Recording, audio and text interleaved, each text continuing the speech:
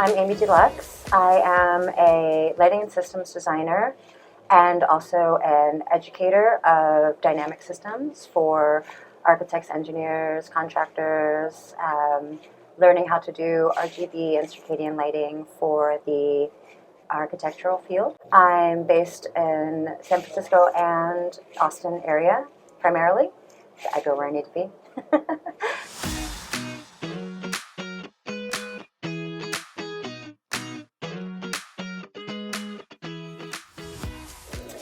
Well, so I actually started with a graphic design degree, and I graduated a little after 9/11, and then moved to Austin when Austin was still kind of a small town, and it was after 9/11, so the market hadn't really fully recovered yet, and I did a terrible job of finding a job. So I was just doing little side gigs, making CDs for bands and flyers and things, but I wasn't really making a living.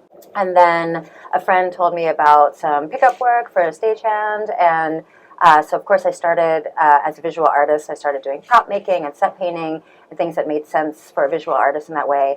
But I kept on seeing the shiny, and I couldn't stop thinking about it. And I finally asked to be on the light crew, and I just completely fell in love with it because I am even-brained. And if I go too far down the structural side, I need the creative freedom. If I go too far down the creative side, then I'm creating some structure. And so lighting was very appealing to me because it's both. You're like painting with light, but you're also calculating loads. And so once I discovered that, I just went completely down the rabbit hole, went and got a bunch of certifications and things to try to catch up because I was a little later in life, kind of a late bloomer. I was around 30.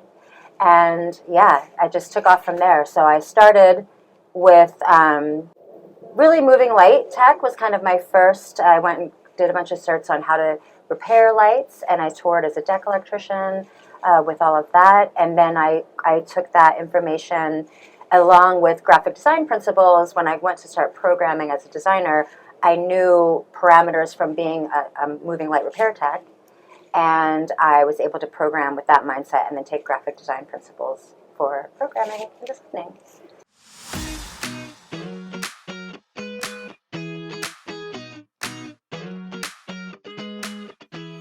So at the moment, I've about 8-9 months ago, I've gone back to working as an independent, and really I'm kind of falling under multidisciplinary designer because I'm doing systems design, but I'm also educating and doing training decks for keynote speaking and writing and teaching architect specifiers how to do dynamic lighting in the built environment.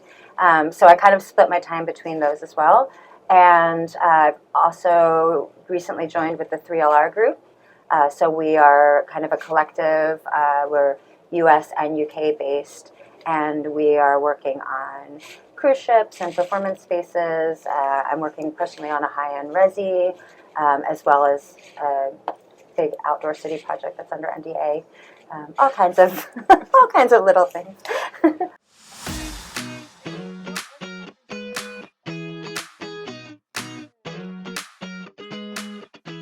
I mean, everything. I'm just madly in love with life, to be honest. But nature, I really get refueled in nature. So I like to camp and hike and trail run. And I need that. I find it really helps me to balance. And then it's really abstract, like textures. I'm really in love with textures, right? And so whenever just a combination of these things come together, it really makes me fueled to make something creative.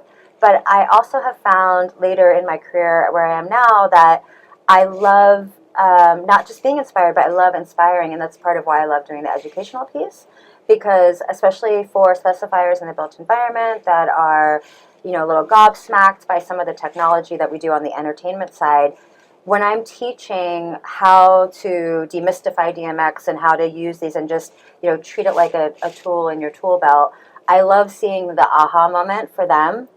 So, that really inspires me to keep going because it's hard. And I think I'm not the only one, of course, but I am a little bit of a unicorn that has an entertainment background, but then did cross over into like a more traditional architectural, and then, kind of split the line down the middle. So it's really enlivening to see people that normally would never understand or touch what we do on the entertainment side, and then be able to do a facade or a fountain piece or, you know, some kind of feature piece and really get it. So that's really fun for me.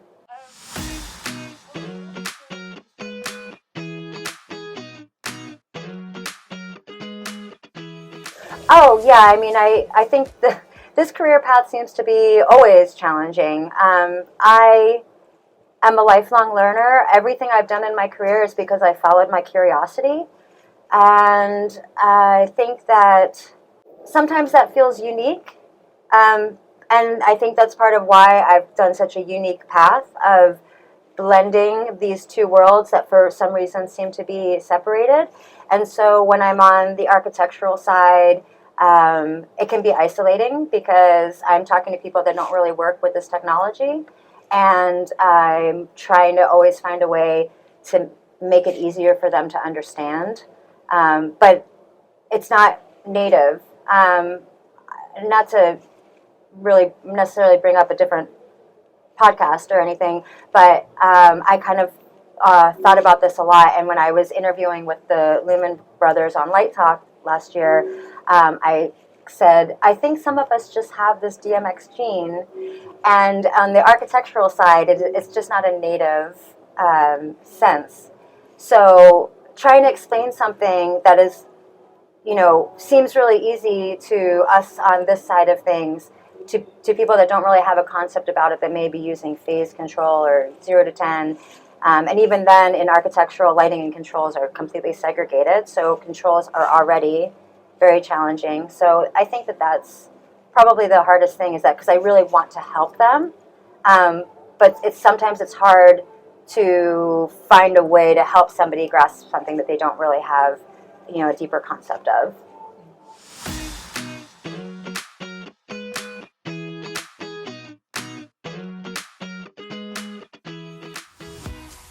I think it's definitely getting better. I think it, you know, again, it depends on which vertical of the industry. There's some differences between them. I know for myself, as I said, I'm someone who always follows my curiosity. And so, you know, I started off in Austin working in theater and live production there, and then eventually went on tour. And I remember my first like 6 months or so of touring, people kept saying to me, hey, it's so cool that you're doing this and you're a chick. And people said it to me enough that I called my mentor and I said, is it unusual for women to tour in lighting? Because people keep telling me that I'm a woman doing this. And I had no idea. I wasn't even paying attention really to anything but the lighting and the technology, because I, again, was following my curiosity.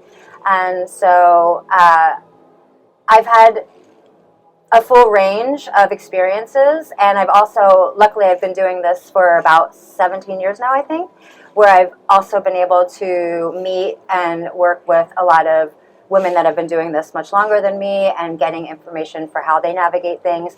But I think there's a bit of, you know, a catch-22 when, if you're dealing with an inappropriate situation, some people will say just brush it off, some people will say confront it. There's almost no way to do it correctly, because it just depends on the specific situation of how someone else is going to react.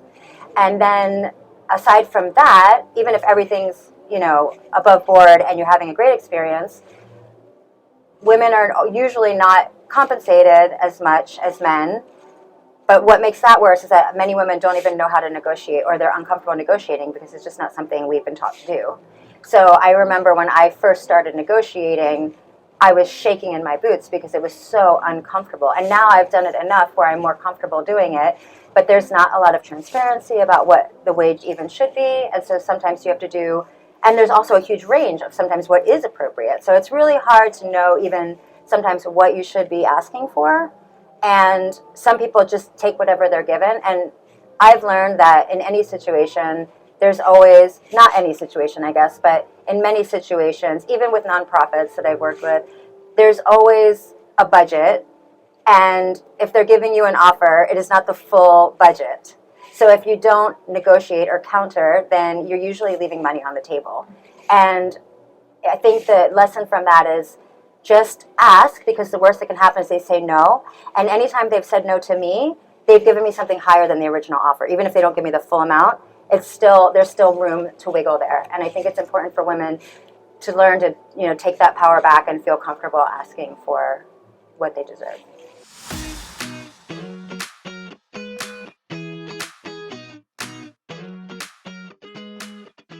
Yeah, I mean, I think for anyone that's getting into the industry, get your feet wet, dive all the way in. Don't be afraid to try things, and also don't be afraid to pivot.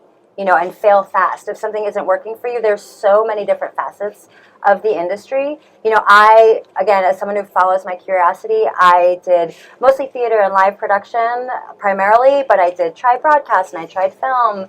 And obviously I tried architectural, and then really went down that road for a while. So just try different things, and get your hands dirty, and also just really listen.